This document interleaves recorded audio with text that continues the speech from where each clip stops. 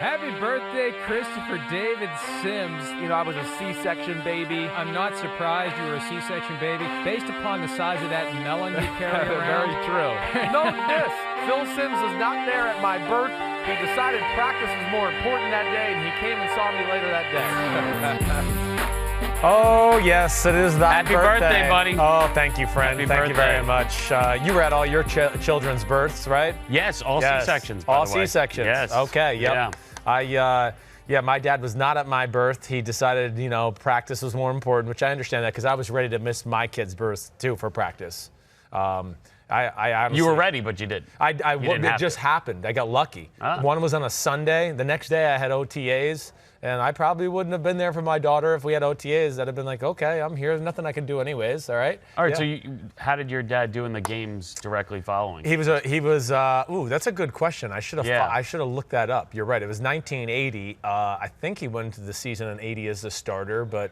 I mean, we got to check these stats. We got to find out whether it was worth it. We could find it whether it's worth it. But yes, my dad wasn't there. It is my birthday. Thank you very much. That is Liam McHugh, my man. 39 years old. 39 years old. Isn't that crazy? Live it up, man. I just can't believe it. I just cannot freaking believe that I'm going to be 40. One last year until you join the ranks. You know what I also found out? Next year, my birthday's on a Saturday, and Notre Dame plays Navy in Ireland. Are we doing that?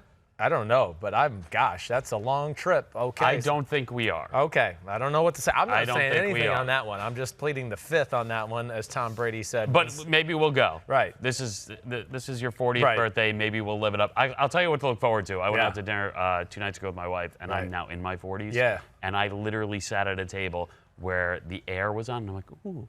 It's a little chilly near the vent. Old man and Liam. I looked over. My wife's like, are you kidding me? I was my mother, essentially, in that seat. I'm like, I don't know if I'm going to be comfortable here. Yeah. Did you bring your cardigan? Yeah. I felt like just tying it up, and then I put my glasses down. They were attached to a nice chain, and so I couldn't lose them. That's good. All right. And then, other thing I wanted to share, just because we're on the subject, and I brought this up on the show today, because I had my little boy, right? Mm-hmm. The kid started school today. I almost missed his birth as well. I had a preseason game. I'm playing for the Tennessee Titans. We got to go to the Seattle Seahawks, right? And it's I believe a Friday, and we're flying out to go to Seattle, right, for a Saturday night game. Okay. And Thursday night, my wife, like middle of the night, it's probably Friday morning, like 1 in the morning. Oh no, it's coming, and I make a bath for her, and I was like, okay, yeah, lay in there, and I'm going to go lay back in bed. And then like an hour later, she's like, can you help me? Because I'm worried about my game. And I'm fighting for my life at this point. It's post-spleen injury. I don't know if I'm going to make it, all those type of things. Ultimately, first off, my wife's a soldier. She did the babies natural, all natural. No numbing. Oh, my God. Nothing to make it happen. What the hell do they call that makes it, jump starts it? I mean, epidurals, nothing. Yes. She went totally natural. She was very into that. But either way, it's Friday morning now, and I know we're going to fly out about 12 o'clock. And it's like 8 o'clock and 8:30 in the morning, and she's pushing, and she's at that point. But I was like, I got to call the Titans because the Titans are a little worried if I'm going to make the flight and how this is all going to work out. Well, I called the Titans. I'm talking to my coach at the time, Dowell Logans, who's now quarterback coach of the New York Jets. My wife is in the background. I mean, pushing, and my little boy was like 8 pounds, 10 ounces. She's making some crazy noises. It's like, and my coaches are, so then he hands it off to my offensive coordinator, R.I.P. Mike Heimerdinger, who has since passed away. But he's like, what is that? And I go, that's my wife pushing. He's like, oh, shit. He's like, you're screwed. You're not making the flight. And I made it, though, either way. So I don't even know why I shared that. But I love that his reaction was, you're screwed, not get back there. Yeah. Hope it goes well. No, early congratulations. Yes. You're screwed. Listen, I work with Eddie Olczyk on Edzo from hockey. Yeah. Traded while his wife was in labor. They called the hospital and told him. Are you kidding me? And he got the phone call. They dragged him out because he kept telling them no. Right. And then they dragged him out, and he came back in. He got traded to Winnipeg, too, of all places. Damn. And he tried to poker face it with his wife. And she's like, what's wrong? Yeah, what? He's like, oh, it's all right. He said, my aunt's sick. They called. She goes, bullshit, your aunt's sick. Where are we going? Knew right away. Yeah, that's and they horrible went to news for a wife that's trying to start a family or hunker down in a place with a family. So happy birthday to me. Yes. Enough of that crap, okay? Yeah. All right, we got some good stuff to talk about for news this week. Definitely. Not a real newsy week, but a few subjects I would like both of us to hit on here. Big thing is, too, okay, next Tuesday, I'm going to do – are you here Tuesday? I don't think you are. I'm headed out. You're I'm in going to Chicago. start heading out. Yeah, and I'm there later that afternoon. Yeah.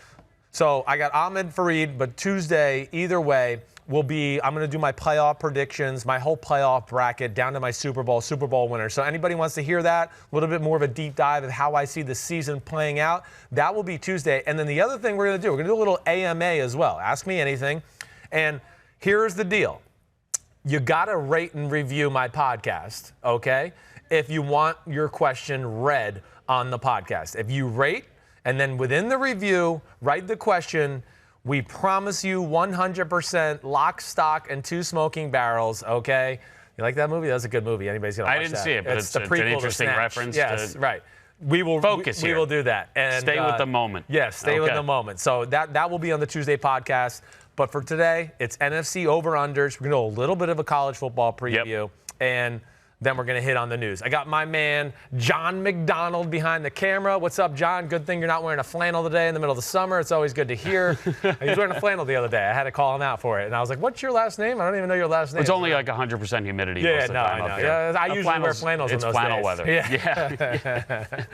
Yeah, good. Yeah, he's trying to say it's cold in here. Right, whatever. All right, so let's start it off. All right, you want to hit some news? Let's start some NFL news. Yeah, okay. All right, because not a lot of breaking news, but we do have news that's continuing. And yes. Obviously, there are things that are going on, holdouts, and the top one is, in terms of news, Jadeveon Clowney. Right. Because the Texans, at this point, have reportedly spoken with 5 teams about Jadeveon Clowney. We've heard about the Miami Dolphins. That seems to be the only one that's gained any sort of momentum because he's spoken to Brian Flores. Exactly, right? Yes. But other teams here involved here, Philadelphia Eagles, Seattle Seahawks, Washington Redskins, and the New York Jets. Right. Who have expressed some level of interest in him. I get it. It's complicated, it's obviously. Very.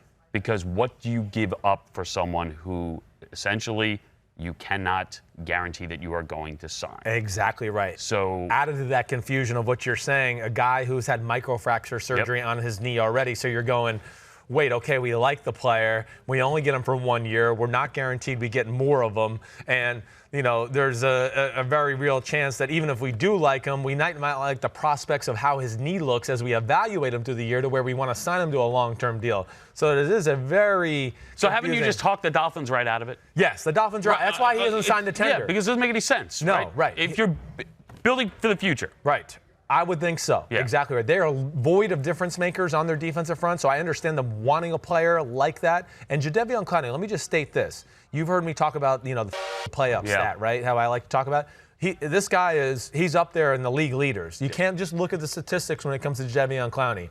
He is a wrecking ball, in a china shop or whatever they say, right? Isn't that how they say that, right? No, like it's not how this. It's a bull in a china shop. Oh, that's right. Well, you know me. But I would imagine you don't want to have a wrecking ball in a china shop. No, either. that's danger. Yes, the China's going to get broken. It works broken. just as well. Right. And really, what's more likely to happen, an actual bull in that china shop or a wrecking ball? I actually think a wrecking ball. Did you say higher. wrecking bull, by the way? No, I said ball. Okay, I don't know. Go back and check I could the have. tape. You know me in English. We're not that good together. But that does need to be stated. He is a phenomenal football player. But with microfracture surgery, first off, I think is probably top 3 scariest injuries for any NFL franchise. That, I would say patella tendon, and then maybe something to do with your neck are the 3 scariest things. Because I think we're seeing Achilles and ACL tears. Guys are coming back fairly quick from him now. So it's a different day and age with just some of the technology, the surgery techniques, and all of that. That being said, all right, so let's cross them off. Let's say Dolphins should be out. Yes. Because if you're building for the future, why do this at this point? And I don't think he's going to sign the tender if he feels like he's going to get traded. He's going to just go, I'll sit out. I won't do anything. Right. And there's some talk that he would prefer. Yeah. And why not? He would prefer the Eagles or the Seahawks. Of course. I would imagine, why would you want to go to the Redskins at this point? I think there would be a similar thing. It's just too many unknowns there. Unless you knew that they maybe were going to give you a contract where you go, oh, okay, they're going to pay me, then maybe that sways him to do that. But I think just from the I want to come back to that in a second because I think that's interesting as well. But do any of these teams make sense? Yes. I think if the Jets, Eagles, and Seahawks all make sense, okay? The Jets are certainly, they've been looking. They were in the Khalil Mack conversation last year. I still think they're below average with what they can do off the edge of their defense as far as just disruption. Got a lot of guys I like on their defensive line. Nobody on the edge that's a true threat. They have size, strength, things like that. They're going to have to rely on Greg Williams and his blitzing ability to kind of do that. Ultimately, I don't think the Jets are going to do that either. I just would be scared to what are you going to trade for the guy? I think that has a lot of what dictates this conversation too. What are you going to trade for him? And the Jets are a team that it's in the right direction, you would agree? They're going in the right direction. I don't think we all expect them to win the Super Bowl this year. I think the greatest is they get in the wild card. The worst is like they're 7-9 or something like that. And this trade doesn't guarantee that they even get in the wild card. No, it does not. It just brings them closer. Yes. It makes them more of a if you can be a concrete borderline team, yes, it makes them more of I think that's a great way to put it. So it doesn't make a ton of sense. What would you give up? What would you give up for a guy that you cannot guarantee will be there? Yeah. And obviously for a guy who's got some injury. Right. What would you give up? Oof. I mean, I think realistically, because of the risk you're taking, I can't imagine. It's not going to be a first-round pick. Wipe that out. I don't think it can be a second-round pick either. I really don't. Not for the way this is all playing out. And those who are watching, I mean, it's on the board. Khalil Mack's up there, and you're obviously not going to get any kind of return like that. Right. Because you're talking about one of the elite of the elite. Right. But you look down the line and look down at maybe like a D Ford.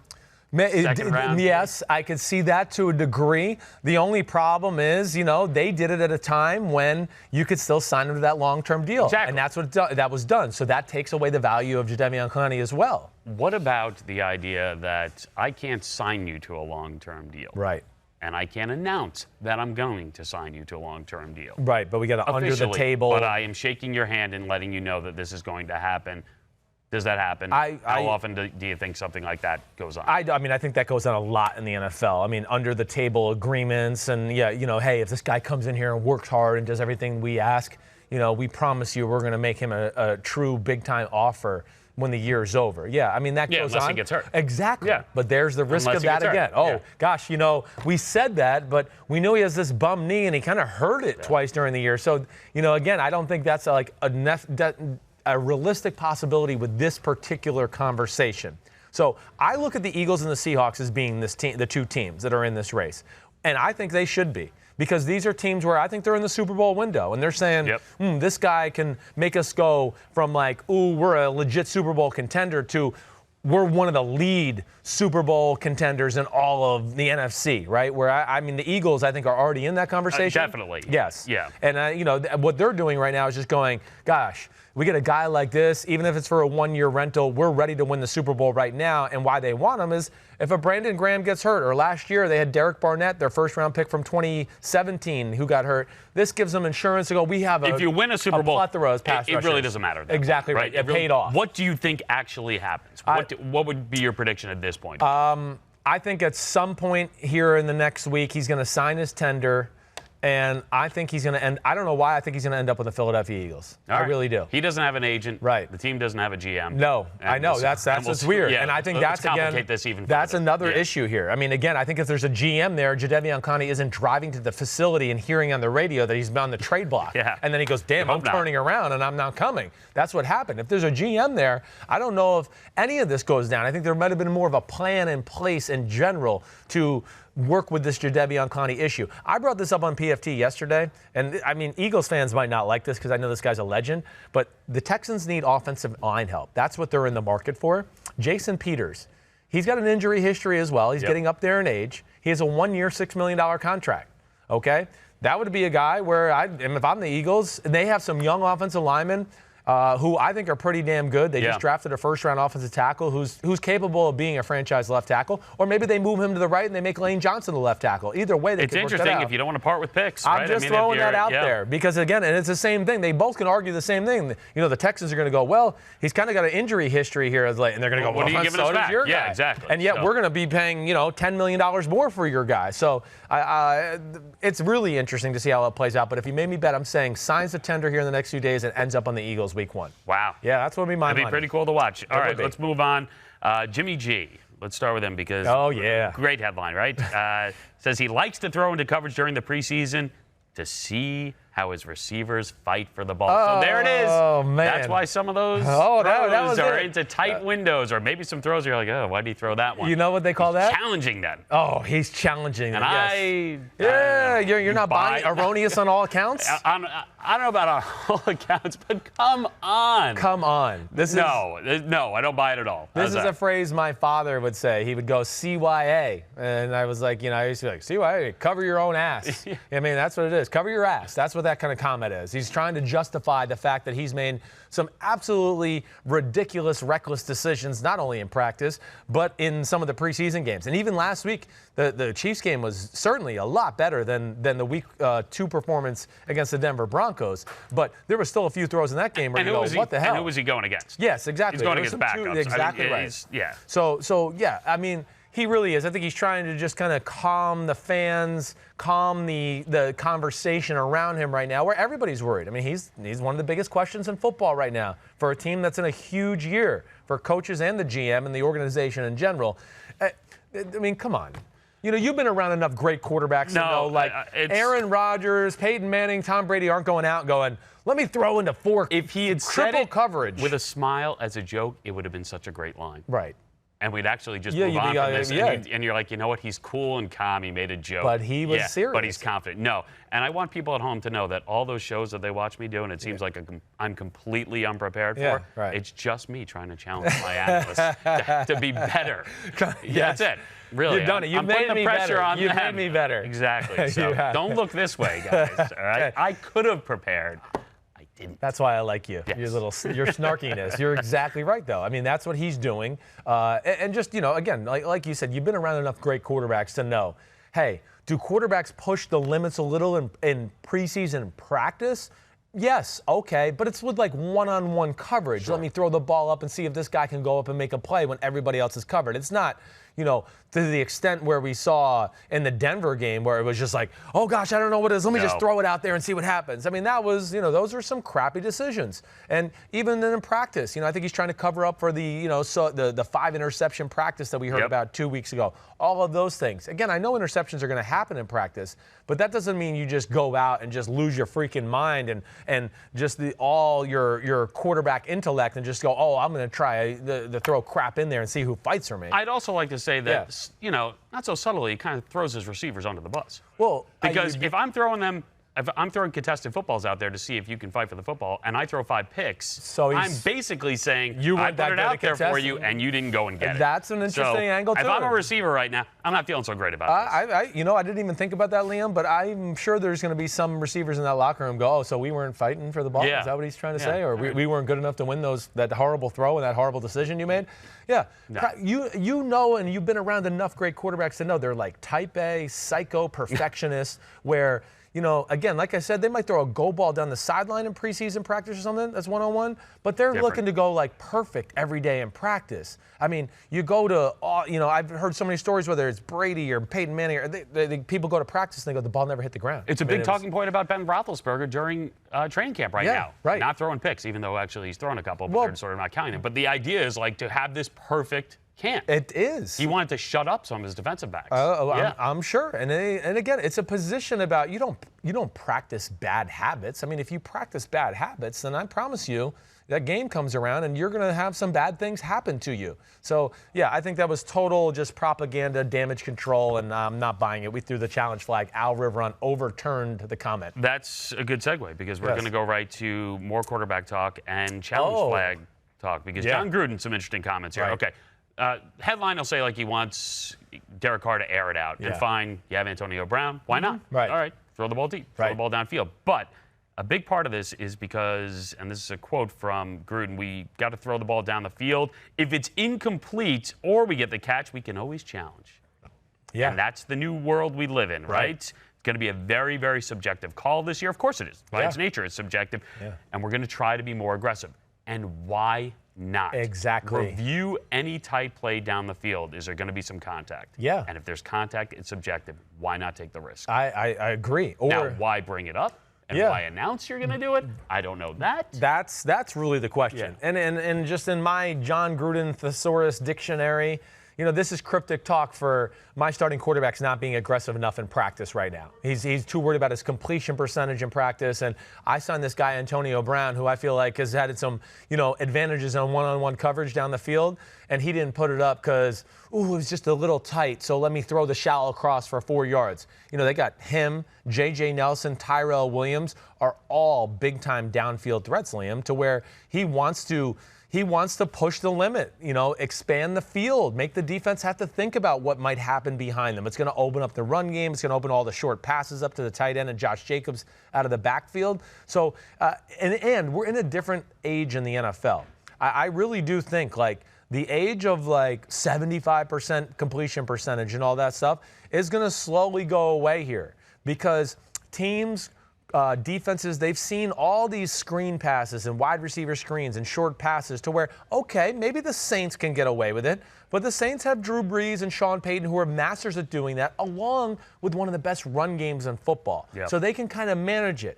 But for the rest of the teams in football, explosive plays are very important to dictating who wins and losses. Oakland can't win that way. No, right? They're not going to win that way. They got to figure out ways to win with what they have. And with what they have, they're going to have their playmakers make plays. And he's putting pressure, I think, on Derek Carr right there, just going, stop trying to manage your numbers or trying to just walk away from the day and go, I didn't make a mistake or my completion percentage was this. I think he's saying, I don't care. If we throw a few more incompletions, it might add to still more pressure on the defense ultimately. And he wants to scare defenses that way. And Derek Carr, I do think the last 2 years has kind of thrown too many change-ups. He lost his heater, his aggressiveness to a degree. And I know he's been injured and had some crap players around him. But he does need to kind of get back to that form we saw the year he almost won MVP. I know. He was going to win it if he doesn't get hurt. You just want that swagger. Right. You want that. And maybe that's what Gruden's trying to instill here. I think that's part of it. This is going to be one of the most riveting relationships to follow throughout the entire season. 100%. And Gruden, not everybody can deal with the personality. No, you cannot. So it's going to be interesting. It is going to be tough. Yeah, it's going to be, amazing. Between Antonio Brown, Gruden, and Carr, those couldn't be three different personalities, and let's see if they can work out. You want confidence. You want personality. How about Jalen Ramsey? Oh, what? Okay. Yeah. All right. Week 1, Jalen Ramsey, Tyreek Hill, one-on-one, and Ramsey's already out there saying, I'm going to be shadowing this guy. Right. And you're going to be in here. You're going to be in this place watching all the games, all the screens. How locked into that matchup are you going to be? I mean, extremely. It would be one of my favorite one-on-one matchups to watch in all of football in Week 1. First is Jalen Ramsey's the best corner in football for my money. Second is Tyreek Hill is the most dangerous offensive weapon in football. He's can do it all. I mean, he's just so explosive, so fast. Big thing is this. Todd Wash, the defensive coordinator from the Jacksonville Jaguars, he came out and kind of said that. And I know some people were going, why would he say that? What would he do? Well, maybe they're going to throw a few curveballs at him too, to where, now Kansas City prepares, oh gosh, Jalen Ramsey's going to follow him everywhere. And maybe they're going to have a few situations where that won't be the case, just to kind of change it up. Either way, I don't think they care. They're comfortable with Jalen Ramsey being on an island. He's capable. Nobody covered Tyreek Hill better last year one-on-one than Jalen Ramsey versus Tyreek Hill. Tyreek Hill had what? Was it 4 for 61 yards? 4 for 61. He was targeted 7 times. Yes. Chiefs won 30-14. Right. And the majority of those yards came on one play, a fade down the left sideline where Jalen Ramsey tried to really aggressively jam him at the line of scrimmage, missed. They hit the pass, whatever else. 4 for 61 when you're man-to-man on Tyreek Hill for 80% of the game, that's a victory. That's a victory. I'm just saying most DBs in football, if they had to go a whole game or 80% of the game man-to-man against Tyreek Hill, it's going to be 9 for 180. I mean, it's going to be something like that. So this will be a good test for Tyreek Hill because Jalen Ramsey is a very tough matchup for him. He's long. He may be not quite as fast as Tyreek, but it ain't far behind. And, of course, we know they have a really good defense there in Jacksonville, too. I can't wait to watch this. Do you like it better when one guy, especially if someone who's supremely talented and confident like Jalen Ramsey, do you like the idea of him shadowing? I do. I think with the Jalen Ramsey and you drafted him as a top 5 draft pick, like what the hell did you take him for then? I mean, and if you're about to pay him, the Brinks truck and bring it out, this is what he has to earn his money for. This is what top tier corners do. And this is where he's special, and this is why he deserves to be the highest paid corner in football. Stephon Gilmore, who I think the world of. Yeah. New England didn't. They were like, I don't. He's one of the 3 best corners in football. They were like, nah, we're going to let Stephon Gilmore take Sammy Watkins. We'll double team Tyreek Hill. And I think that says a lot, too, in its approach because, there's only, Jalen Ramsey might be the only guy in football who I could really trust to say he'll be fine. I'm not worried about it. I mean, Tyreek Hill might make a play or two, but it's not going to be like, oh, the game was ruined because Jalen Ramsey was on Tyreek Hill. No, I think this will be a very even matchup. I actually think Jalen Ramsey will end up winning it when all's said and done. So Jalen Ramsey wins that matchup. Who do you think wins that game? Are you picking? That's a scary game. I mean, that would be one of the games. I don't even know what the line is, but I'm not scared to take Jacksonville. No, offensively, you got to figure they're going to be a little bit better. They're at home. Exactly right. That defense is going to be pissed off, and they're going to be pissed off not only from the way the season ended last year, but that Kansas City scored 30-something points on them. That group will take anything personal. I mean, they will find a way to be ready to go for that matchup. Yeah.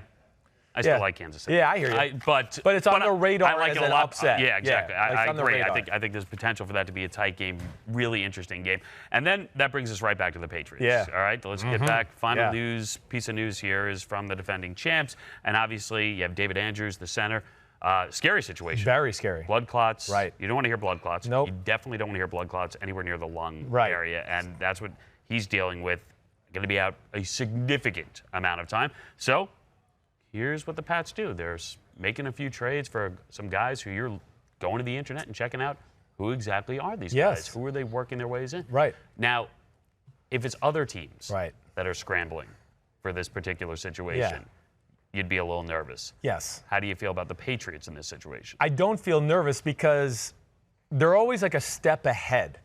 It's like they're making the move at the appropriate time. They're not waiting for the next injury to happen to then go, oh, gosh, whoa, we're in trouble. They're going, man, if we have one more injury, we're in deep crap. So they're making the move now. This is why New England is New England and why we talk about them so much. I don't talk about them just because I want to. I talk about them because I think they're the great talking point to tell this is why they're special, and this is why everybody should take notes, fans, other people in the NFL, everything. They're always a step ahead of the game.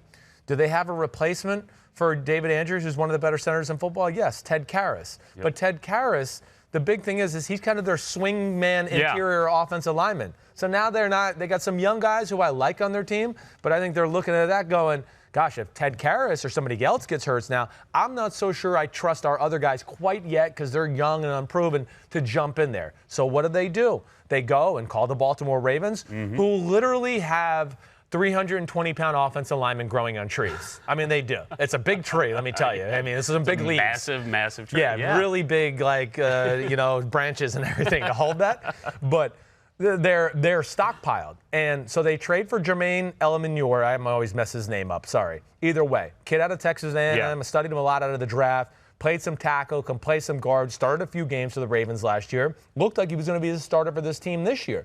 But what really happened is I think that, back to the point of Baltimore has so many players, and I think so many of them have performed at a high level in the preseason. It gave them confidence to go, you know what? We can move on with this guy. We're good. And, whether it's their rookie Ben Powers, number 70, Bradley Bozeman, he's a second-year guy who played a little bit, number 77. They have James Hurst there, right? I mean, their offensive line is stocked. They got a bunch of other young guys, too, that are contributing. And I watch them on film every week and go, damn, I mean, it's just the first-team O-line, the second-team O-line. It doesn't really matter. They are capable of dominating.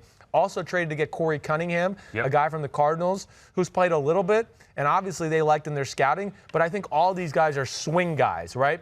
They can play interior O-line, they can play the guards or the tackles in a desperate situation.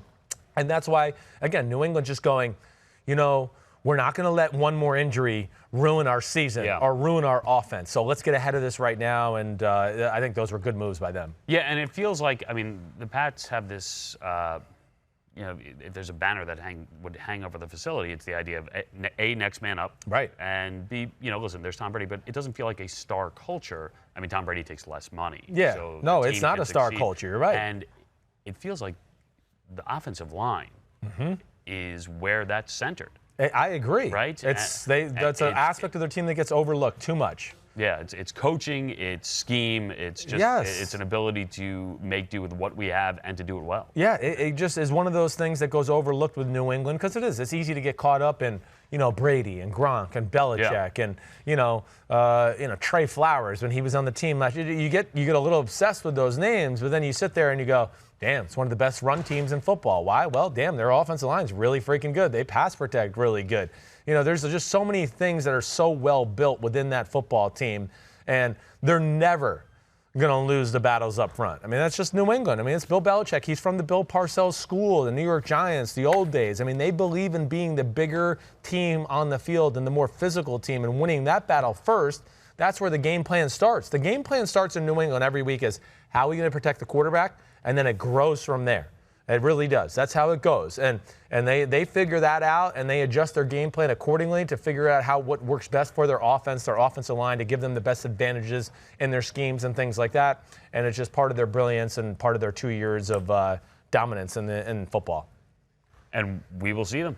Week 1. That's another one I'm pumped for. Yep, Sunday night football. Yep. New England, Pittsburgh, and we'll see if the Steelers can because that Steelers go into Foxborough, and get a win. And we'll also get to see what the Steelers' offense looks like. One of their best chances ever. Le'Veon Bell. I know. Yeah. I think it's one of their best chances ever to go into New England and win a game. I do. Because I think the way that New England plays last year, and I think they're going to play somewhat similar, that running attack, 2-back formations, that plays into Pittsburgh's hands more than, let's say, 4 years ago when it was spread the field and the Pittsburgh Steelers couldn't stop the passing game at all. That's not what they're all about. But you want to play smash mouth, Steelers are going to be comfortable. I agree. I mean, listen, you look at New England's situation at tight end. Yes. Without Gronkowski. Right. And now with suspensions. Right. All right, so they're light there. No. Receivers are certainly got some question marks. Yeah, I don't know. And I think there are weapons emerging for Pittsburgh at receiver in Washington. Obviously, Smith-Schuster's there. I'm fine with them at running back, obviously, without Le'Veon Bell. Right. And we just talked about offensive line. Is there a better offensive line? Yeah, the one that Pittsburgh has? It's certainly one of the best passing. It's right? up there, without a doubt, Liam. You're right. That's what I mean. So they're just from those things you just said. Not saying they go in there and win the game. No.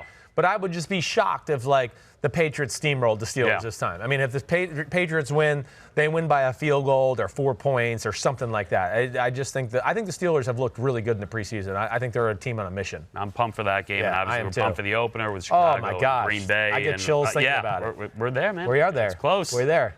All right, what are we on to next? I don't even know. News is done. Oh, that's right. I got to read a read. Hey, listen, damn it. This is the podcast Hold with your on name a second. On it. Figure out what you're doing here. Well, either way, I forgot my damn cards in my office. I know I got Mike Tirico's, but I had things written down that I wanted to talk about. And, John, do you want to go run in the office there and get them? Thank you, John. John we'll take McDonald, care of this in post. Don't worry. The man, the myth, the legend. No, we're gonna just go with this. Yeah? And this is called Chris is an idiot, and he's not a very good host yet. But the Mike Tirico podcast. Yes. I mean, come on. I mean, you know, Mike He wouldn't well let this happen. No, definitely not. He's Johnny Professional. He's all over it. Yeah. But either way, I don't even know. I know I got something to read about his guests and everything else like that. And here it is. Thank you. Thank you. That was okay. smooth. Yes. New episode this week by the Mike Tirico podcast. I mean, come on. Mike is the man. Supersized season preview. Dungy, Rodney Harrison. Good gets. Good gets. How do you get those guys? I mean, and Mike Florio. It's not that supersized. That went down. That totally lost its luster. Just started with Florio and built up. And you'll hear me on there from time to time. Those will be the really ones you should tune into. But Sunday nights and Wednesday, Mike Tirico podcast. And Tirico, he can pull just about any guest he wants because he's freaking Mike Tirico. Yes, exactly. He's kind of a big deal if you haven't heard. Yeah, you don't have. He's not asking twice. No, he's asking not. once, and I go, okay, yeah. Yeah, you're exactly right. All right, we're tight for time because you blew it with that. Yeah. But we're going to move on. NFC, over, unders. Yeah. These are all via FanDuel. And let's start with the Cowboys. Because Okay. the Cowboys, interesting, obviously, because of Ezekiel Elliott. Yep. And we don't know where he's going to be to start the season, if he's going to be there, and how long he may not be there. So you have the Cowboys there at 9, over, under. What do you think? Okay, so, I mean, I'm going to sound like a total wimp right off the bat here. I think I'm going with the push with the Dallas Cowboys, okay? Is that purely just because of Zeke? A little bit. It's also Cowboys are a little bit of an up-and-down football team, okay? Guys like Byron Jones yet to be out there. Tyrone Crawford yet to be out there. Kellen Moore as the offensive coordinator got question marks there, okay? I expect the Eagles to be better this year. I think the Giants are going to be more of a pain in the butt. They're going to have to play a first place in your division type of schedule. Yep. I think all those things scare me a little bit. And, of course, the Zeke thing being the biggest. You know, again, I know the roster is talented in Dallas. But Dallas's way of playing a little bit is just like, hey, we have really good players, and we're going to be simple on both sides of the ball, and we just think we're going to kind of out-physical you and out-speed you all over the field, and we're not going to make big mistakes, and we're going to beat you that way. That's tough to win games like that consistently week after week. So Dallas is one of those teams, and I said I'm going to do that whole playoff thing. I'm on the fringe right now. Really? I don't know where I'm going to go there. I don't know where I'm going to go. And I'll tell you, this is what really scares me about the Dallas schedule a little bit. Early on, it's not that bad. I do think Giants week 1 is going to be a little scarier than people realize. Okay, then they got the Redskins and the Dolphins, certainly better than those two teams. Saints, Packers, Jets, Eagles. That's a pretty good stretch right there. And it's at Eagles at Saints and at Jets. But this is the real part that scares me. We get to week 12. It's at Patriots, Buffalo at home, who I'm just telling you is going to match up really good with the Dallas Cowboys. Buffalo was the number 2 defense in football. But if Ezekiel Elliott's back and he's healthy at that point and everyone's healthy, and you can't beat Buffalo at home late in the season, we'll see. Then they shouldn't be in your playoff bracket. You're right. Okay. You're right. Yeah. I mean, you're exactly right. So we'll see. But their stretch schedule with the Patriots, Bills, Bears, Rams, Eagles, and then Redskins at home, it's just tough. So I'm picking a push. All right. Okay? I know they were 10-6 last year. Go ahead. I'm going to say, because we don't have time, I'm going to say the over here. But I'm saying 10, and I don't say that confidently, obviously. I don't know either. Just because of Ezekiel Elliott. I know. But I like them to start 3-0. Although the Giants game could be a little tricky. I think they win that game. They start 3-0. I think there's a very good chance. And I think if they finish strong, they get there. They get to 10. Okay. Giants are at 6 right now. Where do you have the Giants? I know that feels about right, but you can't take the number every time because then there's no point in doing this. So. You're right. I think the Giants are one of those teams. This is a great number for them, right? And I found the NFC to be easier than the AFC, honestly. Okay, second team in a row, I'm going push. I'm going 6-10, and I don't mean to be a cop-out. Trust me, I'm not going to be a cop-out as we continue over here. I believe this is I have one more push out of the rest of the NFC, okay? But I'm going push, all right? I don't see them being 5-11. I think they're going to be a 6-10 team who's going to be a real pain in the butt all year long and probably lose a handful of games late in the football game.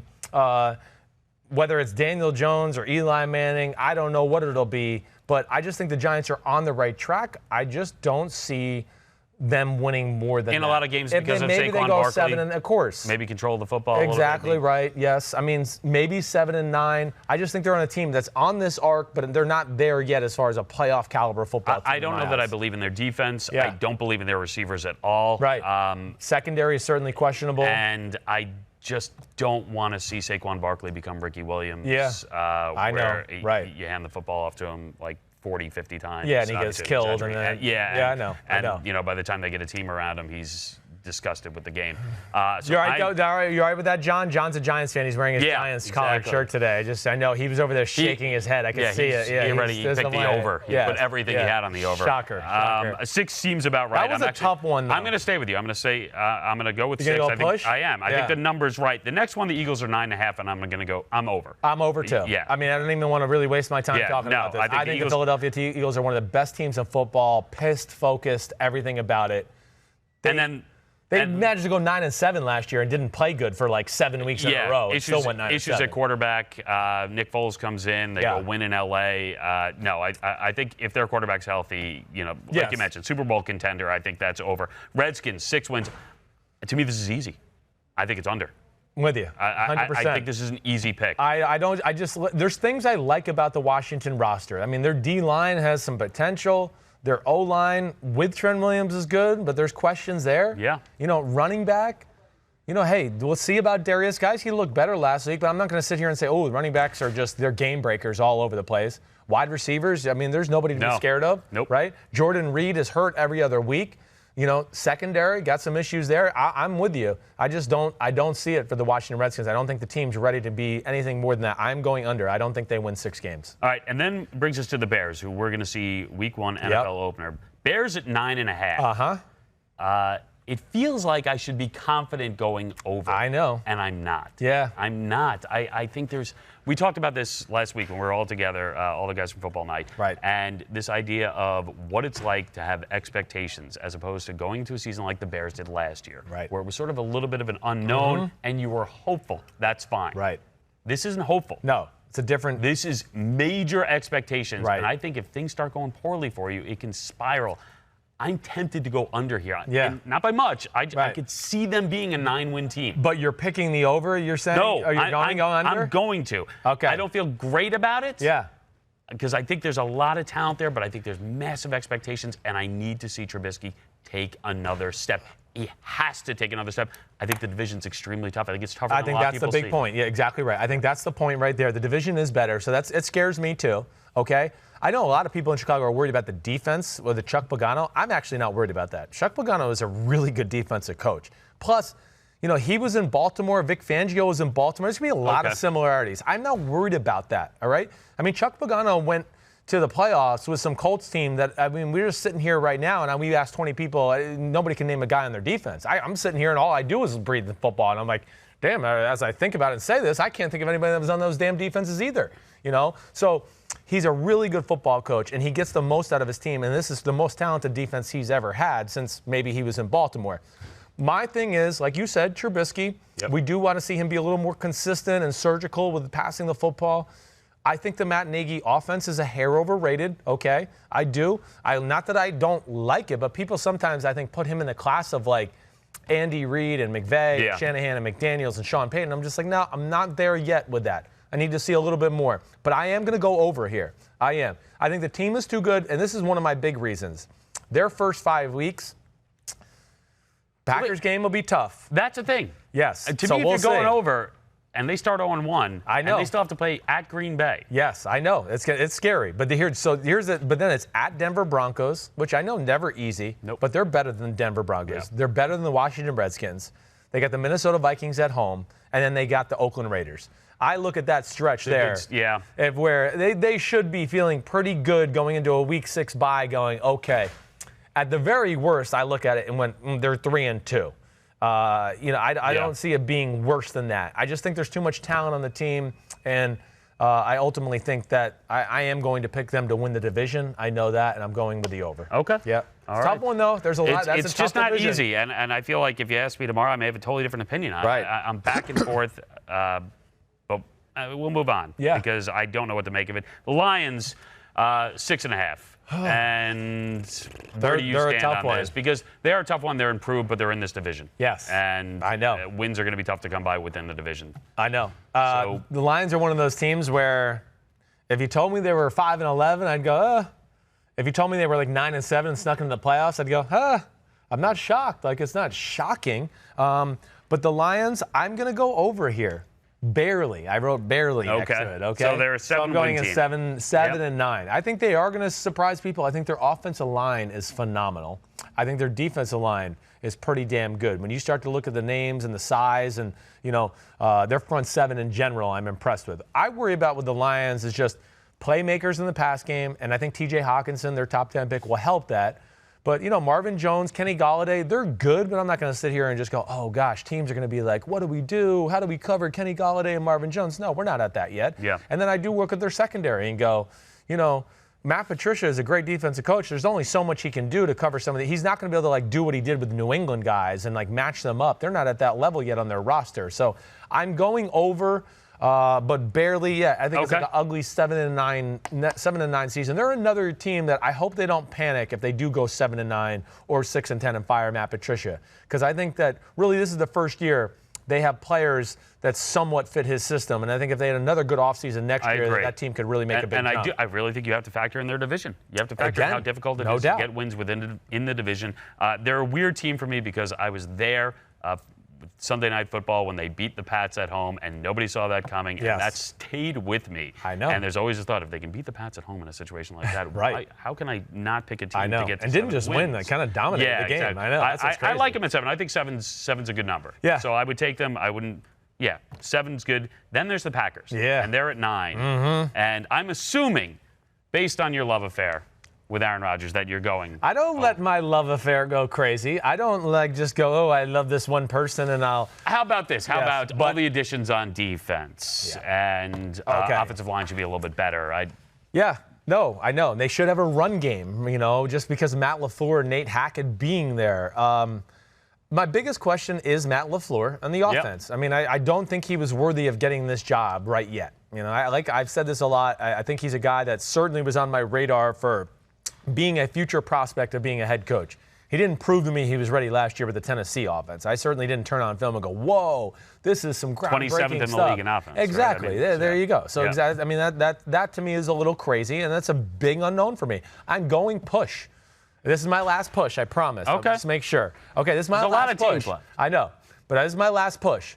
And I don't know. I have again, Tuesday, I'm going to have to really sit down this weekend to go, am I going to put the Packers in the playoffs? I really don't know. Now, the defense is going to be better. We know, I'm hoping there's going to be a little bit better of a run game, and it is Aaron freaking Rodgers. Yeah. I mean, you can say what you want. He's still worth a few wins every year. But, you know, other than Devontae Adams, it's kind of unproven at that position. You know, Jimmy Graham's certainly been underwhelming at tight end to this point. So I have those type of questions that I don't think Green Bay is capable of just running away with anything. To where, I'm going push. I kind of picture them as a 9-7 football team. If they get in like because of a tiebreaker because they're 9-7. Top to bottom. Top to bottom personnel on that team. Yeah. Compared to last year's Green Bay team. It's a better team. Much better. Okay. I mean, then you're putting a lot on the coach. I am. I'm putting a lot on the coach because their defense is a lot better. Yeah. Offensively, didn't really do anything. I mean, they're just weapons-wise. Weapons-wise, it's nothing. But their defense, I do think, can keep them into a lot of games. So where, you know, I don't think the pressure of Aaron Rodgers is going to be like, oh gosh, I have to go out and score 31 today and throw for 330 and 3 touchdowns and no interceptions, and that's the only way we can win the game. I mean, that's really what he's been under the last 5 or 6 years. But consistently, I'm in the fourth quarter and I'm going to make something happen. That's where the defense might be able to hey, we're not playing good, but we've held this other team to 17 points and we're in it. Yeah. And now you just got to make some magic here and happen. And that could be the reason they go 9-7 or 10-6 or whatever else it is. But I'm going push there. Packers 9 seems about right. I'm going to say over. I say they get to 10 wins. Okay. Which brings us to the next one. Because the Vikings are a tricky team for me. Because you look at skill position. Yeah. And I think it's mesmerizing at times because I think you look at Dalvin Cook and you're like, well, again, big ifs. If he stays healthy. Right. And their receivers. And Cousins bounces back. Uh-huh. But there's so many ifs. Yes, so many ifs. And they were a disappointing club last year and it never seemed to gel. So I'm tempted. I think 9's about right. But because I'm not going to take any more pushes at this point, I just won't do it. I'm going to say that they win 8 games. You're going to say they win? Yeah. I'm going with the under here as well. I am. I don't feel it with the Minnesota Vikings. And when I say I don't feel it, I mean, again, you mentioned there's a lot of positives about their football team. They're not going to fall off the planet here and be like 4-12 or anything like that. My big questions, again, I think it's Thielen and Diggs are really the only 2 guys. I'm not so sure I feel necessarily confident. I feel confident that their run game will be better because of Gary Kubiak, and he has proven that he knows how to run the football, whether he was with the Houston Texans or the Denver Broncos when they won the Super Bowl, that Shanahan scheme. But Kevin Stefanski is a huge question mark for me, again, as the offensive side of the ball. I mean, you know, I just don't – I got to see it to believe it before I buy in. Plus, I always do this too. I think their offensive line is going to be better than it was last year. But I also look at their defense and go, you know, I think there's some names there that aren't as good as maybe we make them out to be. I have questions about Xavier Rhodes. I mean, he was getting toasted last week against the Arizona Cardinals. Trey Waynes has not lived up to his first-round expectation. So I have issues there. Their D-line and their front 7, it's thin. It's been thin. It's been one of their biggest issues. They lose one guy, and they're in trouble. Sheldon Richardson's not there this year. You know, hopefully Everson and Griffin jumps back, but ultimately I'm with you. I'm going to go under here. It's a weird team, right? It is. It's if you play fantasy football, you look at the Vikings. Oh, yeah. And you watch their games. You're right. Because it's loaded with guys you're going to see. It's those top shelf names where you might get fooled. But for some reason, it's not adding up. No. It's like the Lions. I don't know if you feel the same way, where I go, gosh, if they were 7-9 or 6-10, I wouldn't be shocked. If they eked into the playoffs, I wouldn't be shocked. Oh, exactly. Because the Vikings, there are players there. Right. It shouldn't shock you if they're there. Yeah. But I think they've missed their window. I think this could be, if they go 7-9 or something like that, even 8-8, they might kind of blow up the team and have to restart. A lot of the skill guys are young. I know. Yeah. I know. All right. So Let's move on. Let's go to the NFC South and go to the Falcons. And to me, I'll start this. This is an easy one. I'm not even going to back it up that much, except for the fact that I think they have a bounce-back year and they're healthier. The Falcons, 8.5. Yeah. That's an easy over for me. Okay. And I know the division's going to be tougher. I get that. Yeah. I think there's too much there. It's a scary one. This is another one of the toughest ones, I think, in the NFC. I am going to go under. Wow. I know. Now, I mean, again, Liam, I won't be shocked if you're right when all is said and done. The preseason scared me a little bit. They've been dominated up front, okay? That bothers me. Their offensive line has had real issues protecting, okay? I have questions about Devontae Freeman. You know, the running back situation. Devontae Freeman's been banged up a little bit. I do worry that he's got to that stage of his career where he's a small guy who runs physical, and he might be like a little beat up and worn out, right? Ridley and Julio Jones are going to go off. Yes. I don't doubt that. A little bit like the Vikings, though, too, on defense. They're very thin, where I just go, man, 1 injury, 2 injury, there's a tremendous drop-off. I'm not a huge fan of their corners on the outside. I love Keanu O'Neal and Deion Jones and Grady Jarrett and that. I do. But then, you know, top-tier pass rushers off the edge, okay. I mean, there's some good there, but I don't know if there's like some game breakers there. I'm just not sure if I look at it that way. I think they're going to be a real pain in the butt, but I guess I'm kind of a little I'm curious because, low on them. Well, so you have them under 8.5, yeah. and that brings us right to the Panthers, who are at 7.5. And my guess is if you have Atlanta under, then you have the Panthers over? Aha! Yeah, I do. I'm very high on the Panthers. I am. And it's funny for me to say that. I'm not high, like literally, okay? That might happen later this weekend. No, we'll clip that audio. Don't worry. Yeah, don't worry. We'll make it work for you. Yeah, thank you. Yeah. But Carolina, yes. I look at this team. This was a team that I was kind of all over before the start of the season last year to say, watch out for it. Yeah. And I was feeling real good when they were 6-2. Sure. Yeah. You know, and then, of course, we had some injuries and Cam Newton's shoulder, and things went, you know, down the toilet. But I think it's the most talent Cam Newton's ever had around him before, okay? With Curtis Samuel, DJ Moore is going to be a superstar. I really do believe that. Christian McCaffrey, we saw how dangerous he is. Don't forget, they've still got Greg Olsen there at tight end, who's been hurt a lot. But the other guy that they played last year when he did get hurt is Ian Thomas. Big thing is, though, the O-line's real for the first time in a while. And then I look at their defense and go, front seven, nobody's just going to bully the Panthers' D-line. And I kind of like Bradbury. And the other kid they have from Louisiana, their corner, he's really fast and like a rocket. He's got 2 rockets up his ass. Everybody's going to have to believe me. He's really good, okay? It's actually driving me crazy. Dante Jackson? Yes, exactly right. Thank you very much. Don't worry, that was someone in the control room. Oh, okay. You said totally credit you said 2 rockets up the They knew and they were like, they knew what I was talking about. Yeah, I just look at them that way, and I go, yeah, I like the offense Norv Turner has orchestrated around Cam Newton. It's got a great little old school smash mouth football, aggressive down the field passing with like some college read options, spread option stuff on the edge. I'm with you. I'm worried about Cam Newton, obviously. Yeah, because that's he's coming a up big with shoulder question. surgery. He gets injured during the preseason, and now it's. I know. It feels like I'm waiting for something bad to happen to him. That's the key, because if he gets hurt, they're screwed. I just still tell you that. Their backup quarterback you can basically say that about most of these teams we're talking about. A lot of you go to teams, Atlanta, yes. it was the same thing, right? Yeah, like if the quarterback goes down, Yes, Atlanta, I do believe that. That'd be one. But you're right. I mean, the number from 7.5 goes down to like 3.5. They're. Here's my problem. Yeah, go ahead. Everyone keeps telling me to watch out for them. Yeah, I know. And I don't know why. It's just not sitting well. Yeah. Everyone's telling me, and when everyone's telling me something, maybe it's just my nature, but I feel like not listening. Yeah, okay, I got you. I feel like tuning it out at this point. I get you. That being said, they should get 8 wins. It's 7.5. They should get 8 wins. I'm fine with them there. I'm a little bit more conflicted about the Saints at 10.5 because I think 10-win team. I see that, and I think they are a Super Bowl contender. But if the division is better, 10 wins seems about right. So I'm tempted to go under just because I think they're a 10-win team. I'm with you. Yeah. I'm going 10 wins as well. That's exactly right. So it's under, but I still think the Saints are a playoff team. Now, whether I think they win the division or not, I'm not sure about that yet. But, I do think there's going to be a little bit of a hangover from last year. It's another year of Drew Brees, who, again, even in the Jets game last week, I'll just say this. He did some good things, don't get me wrong. But there was a few throws with his arm where I just go, damn. Yeah, he got that in there. But it was like, I mean, everybody met at the ball at the same time, and his guy caught it, thank God. And I just don't know if you're going to get away with that all the time.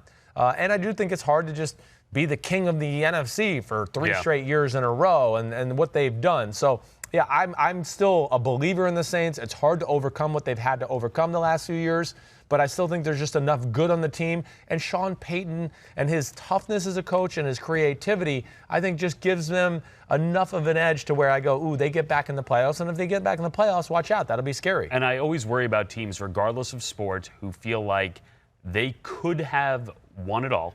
Yes. If things had broken differently. Uh-huh. And that's their entire offseason. Yes. And they have to focus on that. Because to me, it's hard not to, at this point, think, end of the season playoffs. I can't wait till we get there so we can prove everyone wrong. Well, guess what? You got to play a lot of football before then, just to get to that point. So I worry about those teams a little bit early on. Yep. So I have an under. You have an under, but we're under close. with like a barely. Yeah, like I think they're a playoff under. team. I think they can still win the division. Yep. I think they can get 10 wins, but I'm going to go under.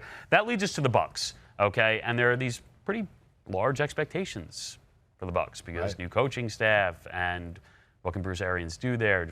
Jameis Winston be a different quarterback? It's 6.5, and I'm going to say I don't think it's going to change that much, wins and losses. I think they're going under 6.5 here, and I know a lot of people disagree with this, and they expect them to be a lot better.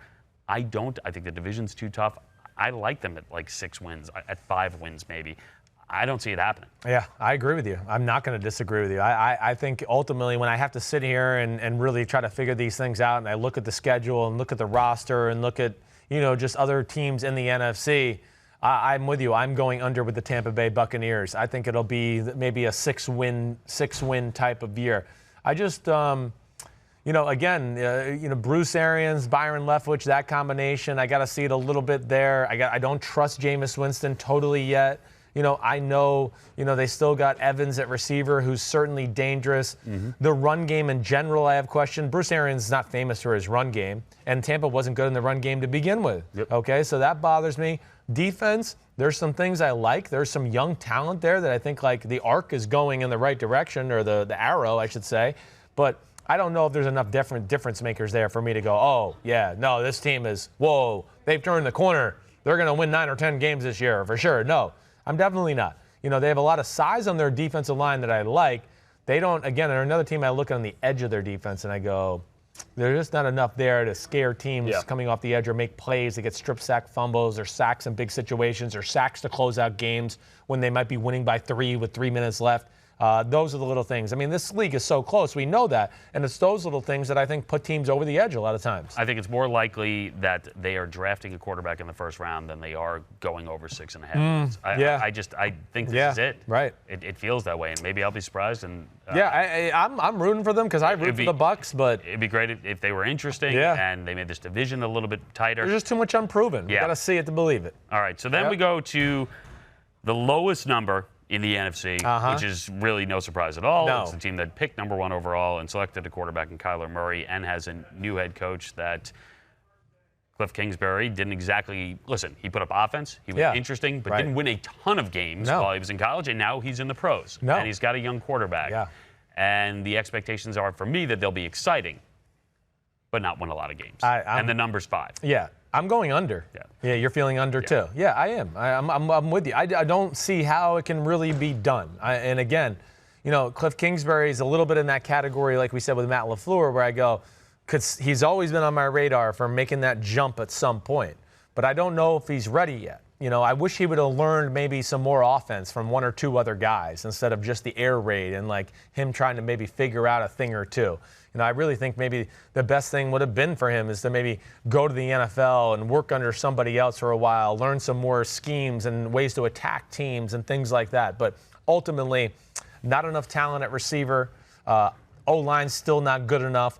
Added to the fact that I don't know if Cliff Kingsbury's run scheme is going to do enough to really scare anybody anyways. I got to see the passing offense inventory. Again, he's going to have to prove that to me. And I'm rooting for Cliff. I think Cliff's an awesome guy and a smart mind. I just think he doesn't even know what he doesn't know yet. I really don't. And then the defense, the same thing.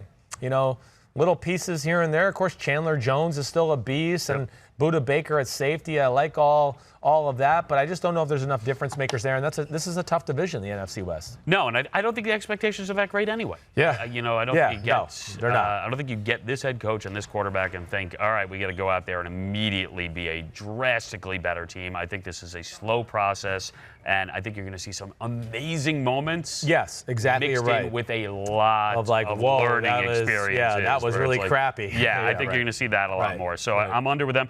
And here's one that's really interesting for me because it's the Rams.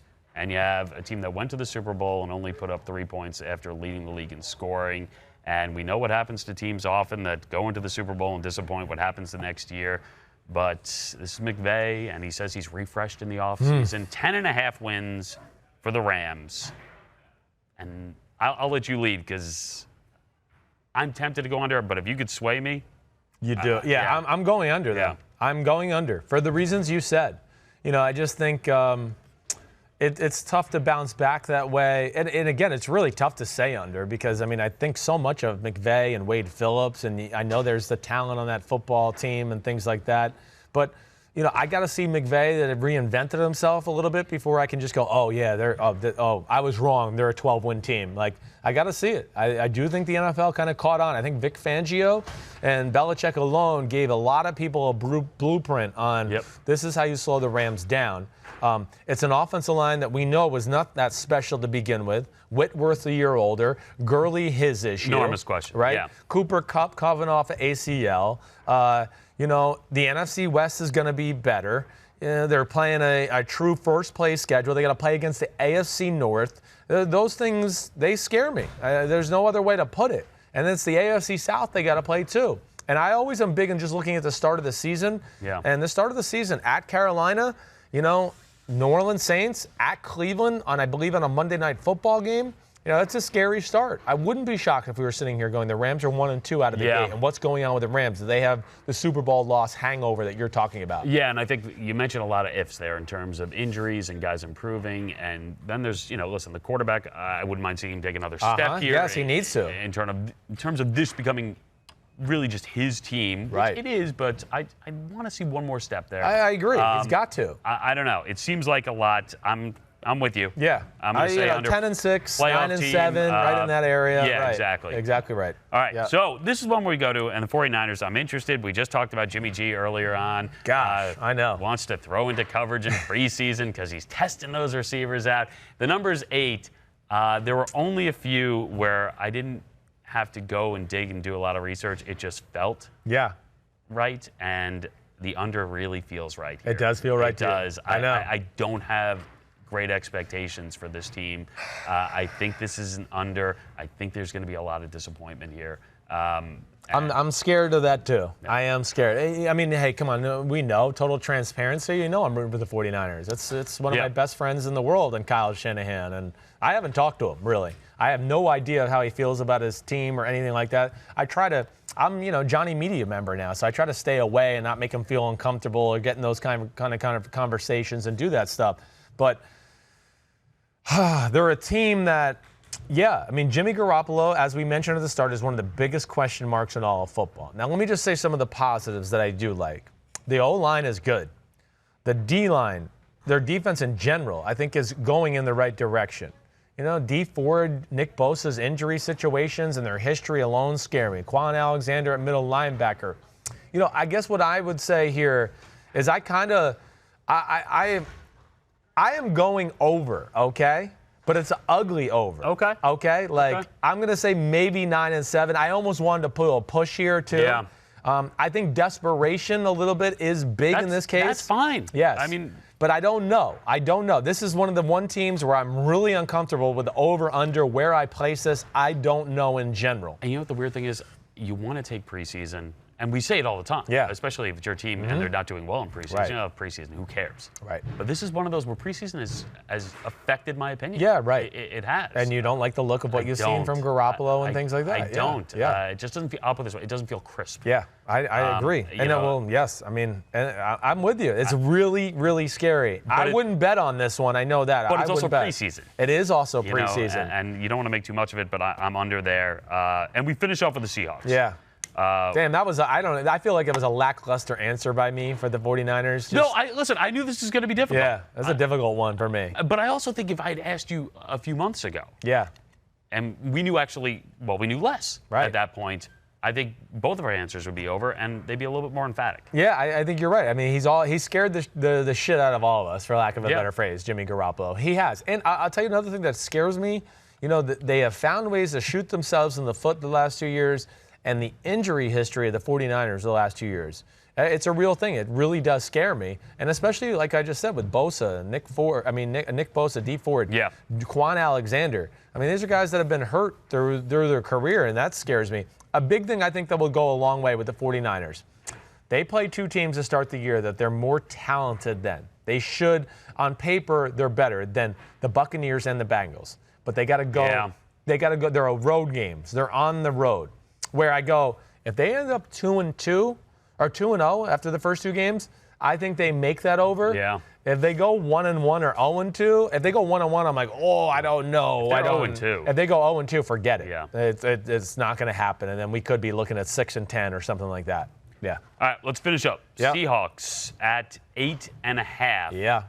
I don't know. The Seahawks are one of these teams where if you start to bet against them to miss the playoffs, something happens. Yeah, and Russell Wilson takes the snap and runs around in about 10 circles and makes a play, and something happens, and all of a sudden they're in the playoffs. Yeah. What happened in Seattle? Right. So 9 wins feels like a possibility. Yep. And I'm going to take the over just because I feel like the Seahawks just have this ability to hang around, be there, and be a pain. You know they're going to compete and play physical and do the right things in situational football. That's what they do. They don't ever ruin games. They don't lose games, the Seattle Seahawks. And then, they have a quarterback that's like, if he has the ball in his hand in the fourth quarter and they're losing, you go, they're probably going to win. Yeah. Because he's going to run around and make the damnedest throws you've ever seen. And you're going to go, okay, that's why they pay him $35 million a year. I mean, that's the reason. You know, and it's not always easy playing. The big thing with them, I guess I look at this. I think their offensive line is fixed. I really do. I have faith in the offensive line, the run game. They showed me enough last year to go, things are on the right track, okay? The biggest thing I guess I look at more than anything is receivers that scare them, right? Yeah. And, receivers in that offense are not necessarily like, as compared to I might look at other offenses and go, they needed some receivers or they're in deep trouble. No, they play a different style of football, plus they have a quarterback who's just different than most quarterbacks in football too, who can get away with it a little bit. The defense, I do think, is going to be real. Now, no Jaron Reed early on in the year. Ezekiel Anza just getting back to practice right now. Their first-round pick, L.J. Collier, who's been hurt all through training camp because he had a really bad ankle sprain. Mm-hmm. That kind of scares me a little bit. But I think ultimately I look at the over here all the way. I'm with you. And this feels like a December push. Yes, right. For them to try to get in the playoffs. Right. Might be ugly early on in the year, and we're going, gosh, they're 4-3 or they're 3-2, and they've won ugly. But they're just going to continue to work and kind of perfect their craft of how they play. And, they're not going to, they're the ultimate, other than New England, 4-quarter football team. They really are. And they want to beat you up physically. And I do. I like the Seahawks this year. All right. So those are the over-unders. We did it. We did it. We made it through. I liked a lot of my research where I said, this just feels right. Oh, well, I think there's some of that. I mean, it's just what feels right is some of what I do too. I mean, this part of the year is a little bit gut. You got to look at hey, you play the percentages like you said with the Rams where you just go Super Bowl hangover. History just says it's not that good for the team next year. It is. I mean, sometimes you got to take that into account. I like it. Thanks for backing me up. No problem. Yeah. I mean, the gut's important. No problem. I'm here to, your health starts with your gut. Didn't you know that? It's true. Buy probiotics. That's true. Okay. You got to get a sponsorship. I know. I would. I'd be all over that. Okay. Next read. Okay. You ready for this? I've never been more ready for anything in my life. Yeah, you love my reads, huh? You love my hosting, It's the whole reason I come here. You can't be. You're probably like, how the they let this guy host something? I don't get it. Peter King podcast. Okay. Check that out. Peter King this week. He's got Carson Palmer for his thoughts on Luck's retirement. Okay. And Carson Palmer, I've been around him before. Such a good dude. Other guest, Phillip Rivers. Peter King, always funny, always quirky, going to ask all the right questions. Certainly a good listen. I love Peter. You need to check that out. I'm excited for that. I want to hear. Thank you. I want to hear from Philip Rivers. Yeah. No, Philip Rivers is a great interview. He's a great interview, and that team's fascinating. Yeah. Yes, they are. Yeah. I know. All right. So, are we going to talk a little college football? I think we are. All right. We're not going to be at Notre Dame for a little bit. Yeah. We got 3 weeks. Yep. They start on the road. Right. They start with Louisville. All right. Yep. But we want to go through this. Let's start just with a quick Notre Dame preview because we will be there. They will play New Mexico. Listen, they have a couple home games that seem a little light. They have New Mexico, they have Bowling Green, but their schedule is tough on the road. They do play Georgia, they play at Michigan. This is a team with big expectations. There are a few injuries already at receiver. There's an injury at tight end, which could prove to be big. But it has no question at quarterback. None. It has an offensive line that should be pretty darn good. Yes. And it has major questions at linebacker, but it has a couple of defensive ends that should strike fear into every quarterback out there. Given the schedule, and given what Notre Dame has going for them, and I think their coaching staff is elite at this point. I think offensively, Chip Long is one of those up-and-coming coordinators who's going to be on the radar for a head coaching job. What do you expect from Notre Dame? I think Notre Dame is going to be a really good football team this year. Like Notre Dame's not falling off. They got it rolling right now. I've been around enough football in my life. I was out there at practice a few weeks ago to go, whoa. I mean, okay, is this team Georgia, Alabama, Clemson? No, they're not quite there on that level, but don't get it messed up. I mean, they're not going to be like run off the field by any of those teams. And I know most people are going to go, oh, well, they lost to Clemson the way they did. All right, Clemson was special last year. They ran Alabama off the field. Yeah, exactly. The game was 9-3, too. I'd like to remind everybody, 9-3 Clemson with 1:58 left in the first half. Yeah. And then they had a corner get hurt. They, stupidly, they'll admit, put a corner that they felt was not prepared against one of those Clemson freak receivers, and all of a sudden, they were losing 20-9 or 20-3 at half. So it all turned in such a short period of time. They have good offensive line, like you said. Yeah. That's not going to stop. And that's year in, year out. Yeah, exactly right. So get used to that. They got NFL offensive linemen. Yep. You mentioned the defensive line. There is legit 3 NFL defensive ends. That feels like top-tier SEC. It is. Right there. Yes. When Dalen Hayes is your backup defense end, incredible. You're going, oh, our team's pretty good. He's one of our backups because Julian Okwara is going to be, if he has a good year, he's going to be a first-round draft pick. Yep. I mean, he's a special pass rusher. Khalid Kareem, the other defense end, he's going to be top 64 pick, okay? I'll just throw that out there now. It's very early, but I'm going to throw that out there. So then, you mentioned the linebacker concerns. Yeah, there's a little concern there. They're missing Tavon Coney and our man Drew Tranquill. Yep. But it's production and leadership. Yes, they're missing both. But there is some guys there that I mean, Bilal, okay? Osmar, right? Bilal. Osmir. Yeah, Osmir. I was right the first time. Damn, I choked, and I was worried.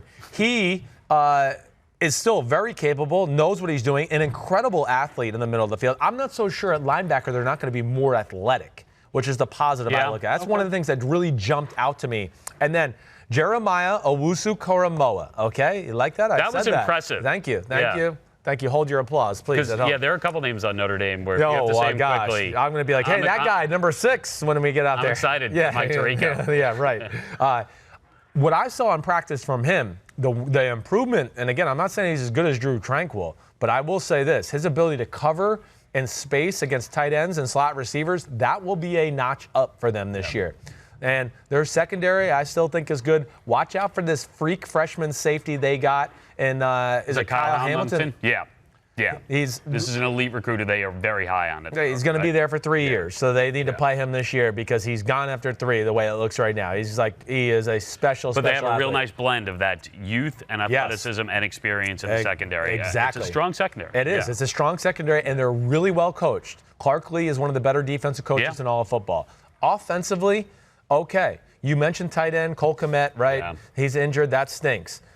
Michael Young injured. We don't know we're going to get there. Right. Another good job by you. I mean, there's no quarterback issue anymore. No, it's decided, which is interesting because, I mean, that's something that in the Brian Kelly history. Yeah, we questioned almost every year. It's just been the way it is. Yeah, it is. And they just haven't hit on some of the guys, and some of the guys haven't performed maybe up to their capabilities. Ian Bush is fine, going to be really good, going to be awesome. Ian Book. Yeah, did I say in book? Ian Bush. Yeah, I said book. I think you're picking on. Oh, no. Yeah. No. All right, and then, but the big thing I'll say to look out for. First off, I like Jafar Armstrong at running back. Okay. Seeing him, he's put on the little like strength and power to look like a running back instead of a receiver. Yeah, really he's a hybrid. Yeah. Right. Chase Claypool is a freak of nature, and it sounds like he had a great spring. He's got everything focused on football. It's a contract year for him, right? Because he's got a chance to be he could be a high draft pick if he blows it out this year. He is a freaky athlete at 6'3", 6'4". You've seen him. He's a huge right. man. It's like it's Julio Jones-ish. Yes. It's that kind of guy. He's going to be a handful for defenses. And then they're going to need a guy like Chris Fink to be a handful. Yeah. Working the slot, winning some matchups on the outside. But I think Notre Dame is going to be highly competitive. I don't think anybody is just going to blow them off the field. You know, if you made me pick, 2, 3 losses. I think that's about right. I don't think it's going to be anything more than that, but I really think that Notre Dame is a lot better physically than people want to give them credit for. Stop telling me they're Notre Dame and they're smart. It's different. Yeah. It's not. This is a different era. Notre Dame is sending out first-round draft picks every year right now. Okay? You can say what you want. And some second-rounders and some third-rounders to go along with it. The team is good. And they're recruiting with depth. Right. Because they've had these injuries and nobody's panicking right now. Right. And they're able to develop guys like Chase Claypool, who they saw and they knew was a physical freak when they got him. Exactly. But they really needed time with him. Yes, they did. He needed to grow. He needed to mature on and off the field. He's done that, and they think he's an elite number 1 type guy. I'm excited to watch him. Yep. All right. Well, I'll bring you to Texas. Yeah, my man. All right. Is Texas football all the way back? No, they're not all the way back. They're on the right, they're going in the right direction. You know, again, don't be fooled that they blew out Georgia last year. First off, Georgia didn't give a damn about being there. Georgia had one goal in mind, to win the national championship. When they didn't get to play in that game and lost the SEC championship, they might as well have gone and sat on a beach and drank pina coladas. It was over, non-alcoholic pina coladas for the younger guys on the team. But either way. Good drink. There. Yeah, good. I just don't want to get anybody. I don't even know. Disgusting is a non-alcoholic pina colada. It sounds horrible. I don't even like a pina colada with alcohol in it, so I wouldn't even want to touch it. Ellinger is a really good college quarterback. He can do everything. He really can. Not only is he a great leader, he's got a good arm. I'm not going to sit here and go, oh my gosh, it's a phenomenal arm, but can tuck the ball, can run, can make plays that way. You know, they're getting more high-end talent on their football team, but as you just, all you got to do is look at the draft.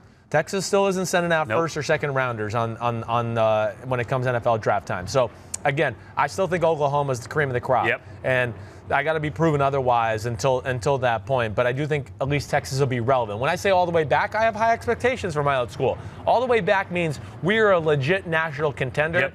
I don't think that. I think we're a legit, big-time bowl game contender. Okay. But I don't think we're at national championship contender quite yet. Red River game should be a lot more interesting. Yes. And the Red River game could decide whether or not you make that jump. That could be. Exactly it right. will probably decide that. It could. Well, last year they did win it. Yeah. And they had to play them in the Big 12 championship game, and, Oklahoma was like, damn, you got us this first time. You're not going to get us in this one. And, of course, Oklahoma's rolling right now. They got offensive linemen all over football. They got, running backs all over football. 2 quarterbacks who were just the first picks in the draft 2 years in a row. Come on.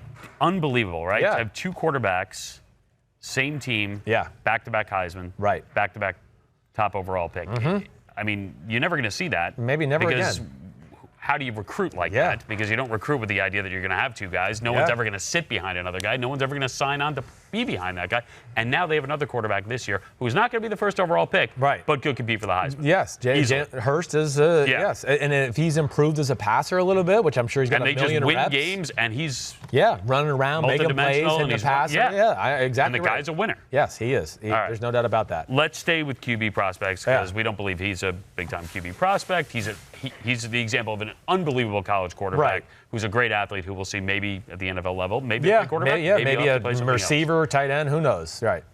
All right, QB prospects for you. I'm not even going to give you the list. I want you to start where you want to start, but start at the top. Right. In terms of the NFL, out of all these guys, is it simple for you? Is I think two stand alone, okay? I mean, I hear a lot of, like, even from NFL people, there's three names out there, and I hear Tua, Herbert, and Jake Fromm. Yeah. Let me just say this right off. And we're talking draft eligible. Yeah, we're talking about draft eligible. Yeah. And, of course, listen, I don't follow college football nearly. I'm not deep in the weeds like I'm in the NFL. So I'm almost topical, paying attention. I know Notre Dame. I know who they're playing against. I'm not necessarily all over every detail in football.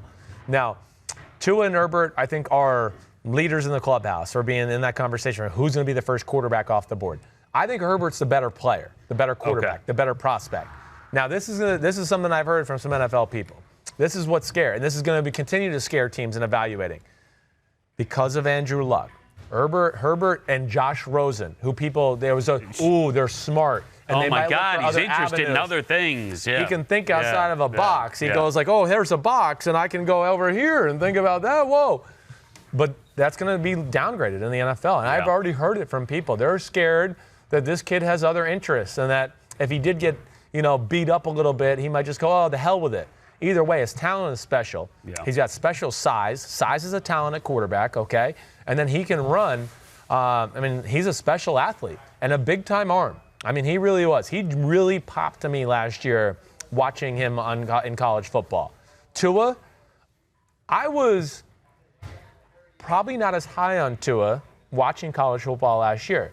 When I got into Alabama film and players during the draft, of course, I'm sitting there and watching old linemen and people. I'm going, let me take a few plays and really watch Tua here. Tua's better than I gave him credit for. Okay. There is no question about that. He's got a stronger arm than I gave him credit for. He's a little bit bigger of a human being than I gave him credit for. And when he's not banged up, he's a pretty damn good athlete too. Now, I've already heard from NFL people there too. There's things that pick apart, and I don't know what that means. They gave me just the old NFL cryptic language, which I don't know if that means something off the field, something about him physically that might not be right. He has dealt with some number of injuries. Absolutely. I do worry about the way his body looks at times. I worry that he can get too big. Right? He's a very thick kid. No, for a young guy. For a young guy, right? You're right. You only get bigger. No, it's true. You don't see guys grow up and go, whoa, he's really shedding the pounds, Not a quarterback of that. So I think those are things that are scary. But either way, I was impressed with Tua. And, I just think as far as NFL prospects are concerned, I would go Herbert 1, Tua 2 right now. Okay. And, again, if I'm wrong or see different, we'll dive back into this during the season at some point. So he is the next southpaw starting quarterback in the NFL? I think so. I know. We're a dying breed. Save us, Tua. You don't have to game plan. No. You don't. It's just amazing. It's totally fallen off, the lefty quarterback. It's completely gone. It is gone. I know. You're rooting for him at this point. Bring it back. I always root for the lefties. I do. I'm very partial to any lefty quarterback. But it's really actually a fascinating subject. I don't know what the hell has happened to all of them. Well, you don't have to worry about the right tackle as much. No. That's right. You can keep everything. Yeah. Put the money in your left tackle, figure it out as you go. Right. And don't worry about the blind side on the other side. All right. We're going to do this thing where we pick one college team. Okay. Yep. Now it's changed We didn't a little talk about Fromm. We need to you want to talk? We're just going to hit on it real quick. Okay. So it's funny because we watched Jake Fromm sort of grow up here. Yeah, right? we did. Okay. We saw his first start. It was at Notre Dame, under the lights. I'd say it was a road game, except for the fact that half the stadium was in Georgia Bulldog here. Yes, they were. They made that a road trip. They did. Yeah, they really did. A road trip home game. And he was poised in that game. But I think the idea was, even then, we didn't know that he would continue at Georgia because they had all these talented players. Now they've transferred. He's still there. Right. How high are you on him as a big-time NFL I don't prospect? think as high on him as the public or the media is. Again, I think he's a really fine college football quarterback. He knows how to play. He's been taught well. He's had phenomenal talent around him, right? All of those things. Running backs, NFL offensive linemen, Calvin Ridley, you just go through it. Yeah. He's had some studs around him, right? So I look at Jake Fromm, and this is early, and I hope he proves me wrong, but I don't look at Jake Fromm as a starting NFL caliber quarterback, right? Okay. I'm not looking at him as a first or second round pick, right? I never looked at him and said, oh, he's as talented as Jared Stidham, who was drafted in the fourth round or anything like that, right? So I think he is a guy who's probably a career backup for me, who will be dependable and knows how to play and manage a game and do things like that. But I just don't see enough high-end talent that's going to justify him being in that first-round type of conversation. Before we get to the next thing, which I'm excited about, I do want to go back to Herbert just for a second. Had Herbert come out this year, I know. Would he have been the second quarterback taken? I would like to think so. I had heard from a number of people that the Giants were extremely high on him, that they had sent people out to watch him in every game this past year. I think he would have been. It would have still been Kyler Murray and then Herbert number 2. Wow. Yeah, I do. I think that's what would have happened. All right. Well, maybe Oregon's one of the teams that I'm going to jump on. Yeah, because we're going to pick a team. Yep. A non-Alabama or Clemson. Which, listen, I mean, I know Alabama's had some serious injuries here, and perhaps people aren't as high on them as they were just a few days ago. That being said, I think they're going to bring freshmen in who are freshman All-American in those positions, and they're still going to steamroll people. Of course. Okay. I mean, the 3 teams at the top, they stand apart now in college football. I'm going to put Georgia into this conversation as well. I agree. I think we eliminate them. Okay, we're not taking Clemson Bama, out. and Georgia. They're out. And we know they're awesome. You now have to pick another team to ride with. Okay. The entire season. Yep. And this is your team. They're going to get in. They're going to get to the playoffs. And when they get in the playoffs, they're going to do something here. Right. All right. They're not going to get steamrolled in the semifinal by either Bama or Clemson. You think this is your team. They'll get in. And when they get in, they're going to give someone a problem. Who do you have? Who are you taking? Well, you go first. I want to hear who you're going to take. I am taking, and I went back and forth on this, but I feel like purely to annoy you, I'm going to take Michigan. Because it's going to be very fun throughout the season to watch this Jim Harbaugh experience go down once again. But it is setting up well. Yes. All right, because they have Michigan State at home. Right. They have Ohio State at home. Urban Meyer is no longer there.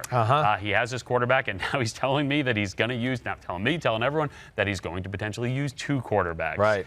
Which is always interesting because when one's a better runner, then you put him in the game. And if you only run the football, then I don't understand the purpose of that. So perhaps we're going to mix things up there, too, where he's going to have that guy throw the football. I like what Michigan does defensively. I think if they improve a little bit on that side of the football, I think if the quarterback play gets a little bit better, I think this is the year that they make it happen. They win the Big Ten. They get in. And I am fascinated because he put in his book, not directly, that the SEC was cheating, but essentially it's hard to beat teams when they're cheating, and maybe alluding to Is that right? I didn't know that. South. Book's coming out. It's not like the quote on a headline is going to look a little bit different than if you read it within context, but it's certainly, it'll come up. Right. If they get to play one of these SEC teams in the college football playoff, basically saying my job's a little bit harder here in Michigan, because we're doing things this way. We're doing the right way. Oh, the Jim Harbaugh way. Right. But I don't know. It's going to be a fun ride. Yep. And there are going to be some games that maybe are a little tighter than they should be. But that'll make it interesting for me. Right. And I'm going to ride with Michigan. You're going to ride with Michigan. Plus, I know it'll annoy you. Crazy. It'll annoy you the entire. Because I love Michigan, everybody, and this is why, just to be transparent for everybody out there, I actually really like Michigan. I don't like Jim Harbaugh. Yes. Okay, so I'm not rooting for them to ever win a game ever again. All right, I'm just going to leave it at that. Okay, so thank you for picking them. Thanks a lot. Now, I mean, I want to go with my Longhorns. I mean, I want to go with them. Well, why not? Yes. I mean, why not? Squad. Just do it. I didn't get a damn tattoo on my leg of a Longhorn for nothing. Yeah, you did it that? specifically for this moment. I just got it, brand new. Yeah, get in on there, John. Yep. Ooh, gosh, I need to put some lotion on. I'm a little ashy. But yes, totally on the Texas bandwagon. First of all, I like Sam Ehlinger. Okay. And then he won over my heart when they showed the video of him last year when he was a little baby and he was saying, look, I'm Chris Sims. I mean, you had me at I'm Chris Sims, okay? So I really am rooting for them. I'm a diehard Texas Longhorn football fan. I am, and I like Tom Herman. I know him. He was there when I was there playing. He was a GA. And I just think this is a team that feels that they're in the right direction. There's belief there. There is some young talent. We put a few good recruiting classes together. I think we got some guys that legitimately can scare you at running back and receiver for the first time in a while. So I'm totally fanboying it with Texas, okay? That's just the way it is. I got to go with my hook 'em horns. I took a lot of crap a while back when it was the end of Mac Brown's era. And I was like, somebody asked me, do you think they should move on? And I said, yes. And people were like, oh, you're such an unloyal asshole to Mac Brown. Listen, I like Mac Brown, but they weren't good for 2 or 3 years in a row. They sent nobody out into the NFL draft. They broke the longest streak. My loyalty is to Texas more than anybody. I just hope everybody knows that.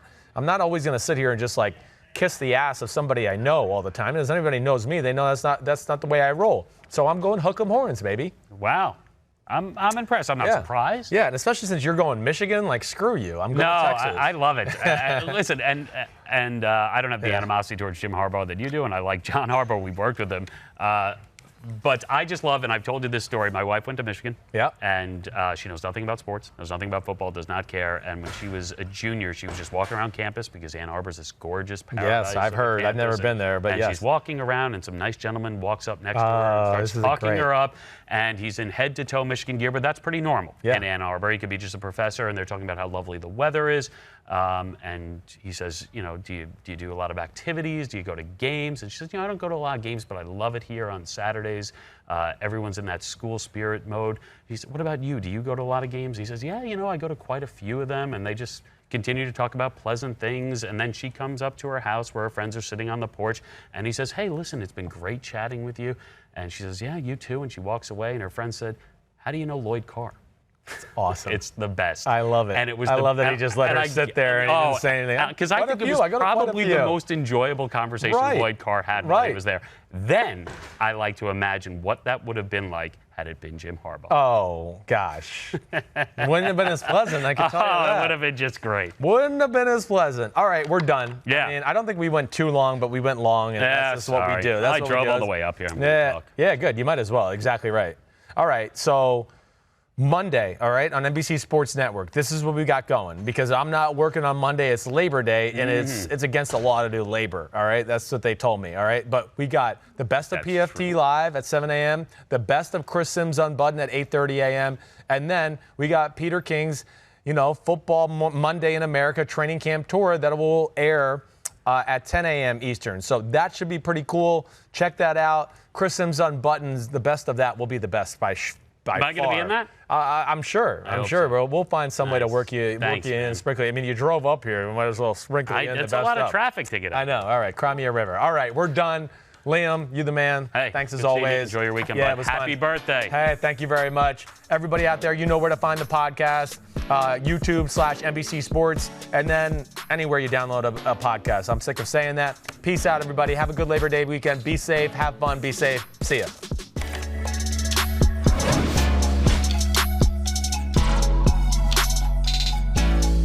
Yo, what's up? Come on, man. Subscribe on YouTube to Chris Sims Unbuttoned Podcast. I need you. Please hit the subscribe button, please.